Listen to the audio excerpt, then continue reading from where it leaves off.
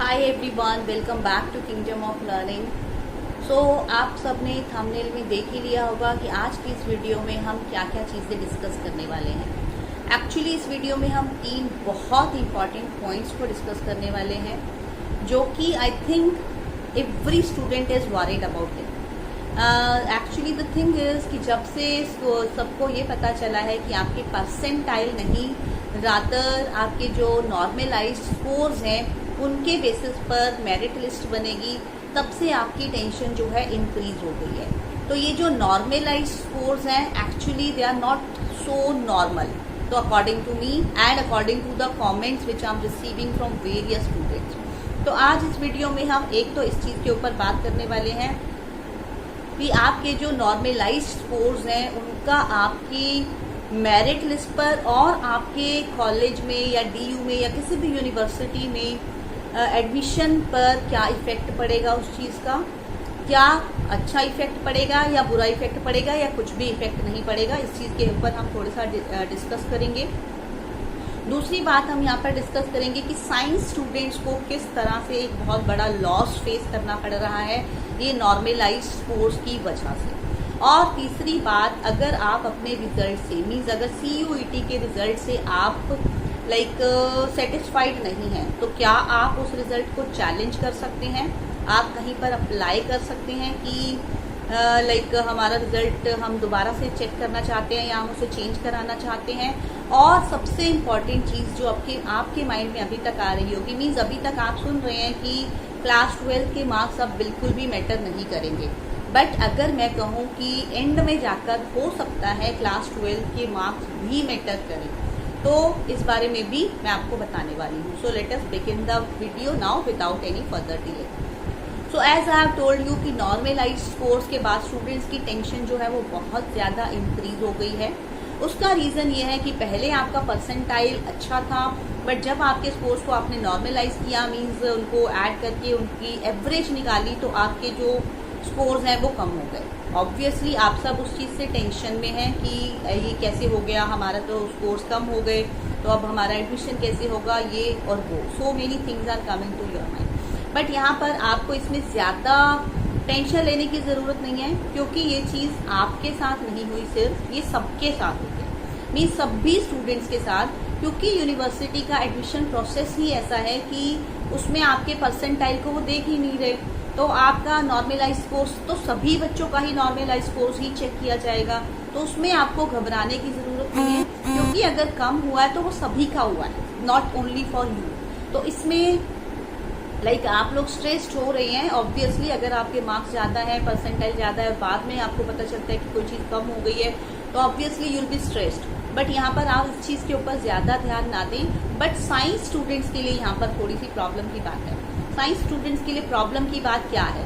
उनके लिए ये प्रॉब्लम है कि सपोज अगर साइंस स्टूडेंट्स आर्ट्स स्ट्रीम में जाना चाहते हैं, तो उनके लिए तो सबसे ज़्यादा प्रॉब्लमैटिक हो गया, क्योंकि आर्ट्स के जो सब्जेक्ट्स थे, जैसा आई have told you in my previous videos also, कि इंग्लिश में बहुत सारे स्टूडेंट्स का 100 परसेंटाइल आया, और फिर उसके बाद पॉलिटिकल साइंस में, इन सब सब्जेक्ट्स में, मीन्स आर्ट्स के सब्जेक्ट्स में जो है वो स्कोर्स परसेंटाइल ज़्यादा आया बहुत सारे स्टूडेंट्स का। बट अगर हम उसी को कंपेयर करें साइंस सब्जेक्ट्स के साथ, जैसे फिजिक्स है या फिर मैथमेटिक्स है, तो इन और केमिस्ट्री है, इन सब में क्या हुआ, परसेंटाइल लो हो गया, क्योंकि वो पेपर डिफिकल्ट थे।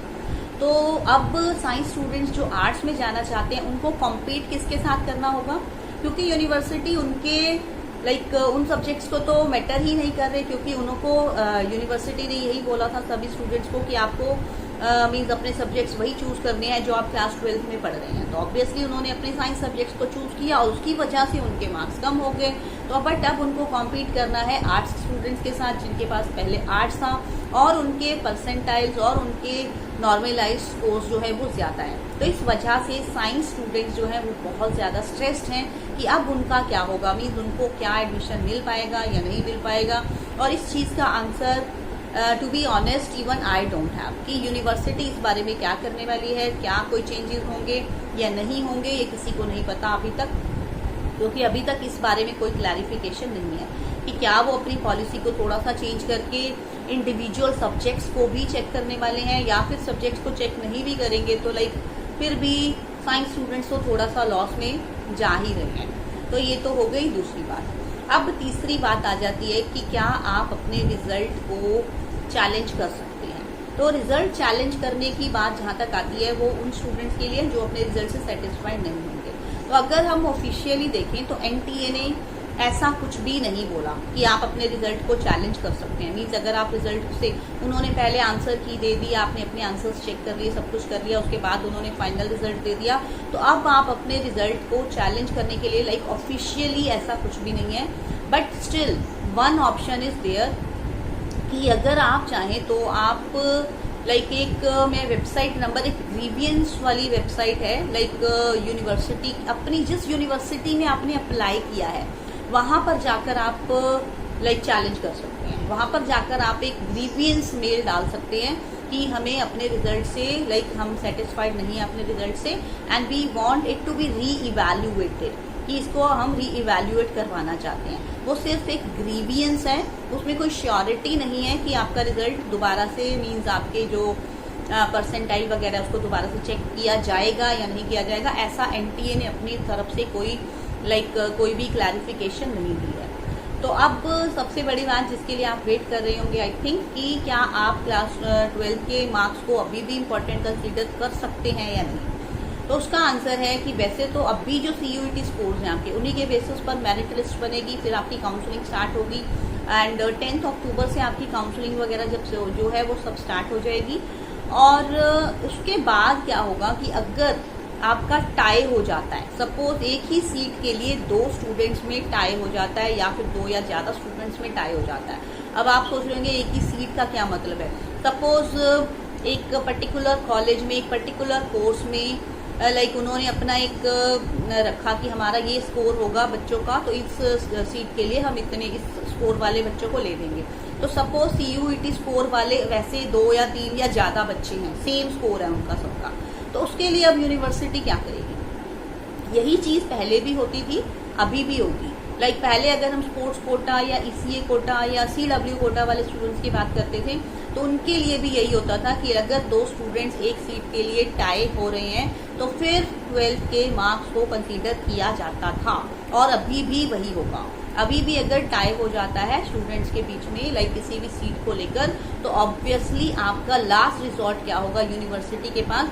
हाँ, एक चीज़ और भी होती है इसमें, वो भी I think I should tell you कि उसमें एज DOB भी देखी जाती है कि जिस स्टूडेंट्स की डेट ऑफ बर्थ पहले की है, मीन्स जो एज में जो स्टूडेंट्स बड़े होते हैं उनको भी प्रेफरेंस दे दी जाती है। अगर पहले क्लास 12 के मार्क्स चेक होते हैं टाई के केसेस में, अगर क्लास 12 के मार्क्स भी सपोज सेम आ रहे हैं, वहाँ पर भी कोई रिजल्ट नहीं निकल रहा, तो फिर आपकी DOB चेक की जाती है। DOB चेक करने से ये होता है कि अगर जो भी बच्चा एज में बड़ा होता है फिर उसको एडमिशन मिल जाता है। तो इस तरह से आप टाई के केसेस में इस तरह से एडमिशन होता है। तो आप लाइक लास्ट होप रख सकते हैं कि अगर आपके क्लास 12th में मार्क्स अच्छे हैं तो होपफुली हो सकता है कहीं ना कहीं जाकर आपको उनका बेनिफिट हो जाए।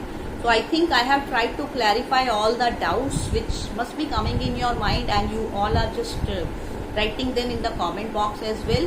So stay tuned for the next video, and I'll definitely bring another video based on your doubts only. So you can keep commenting in the comment box, क्योंकि वहीं से मुझे पता चलता है कि स्टूडेंट्स के माइंड में क्या क्या कन्फ्यूजन है, क्या क्या डाउट्स हैं, and then I create one video related to that.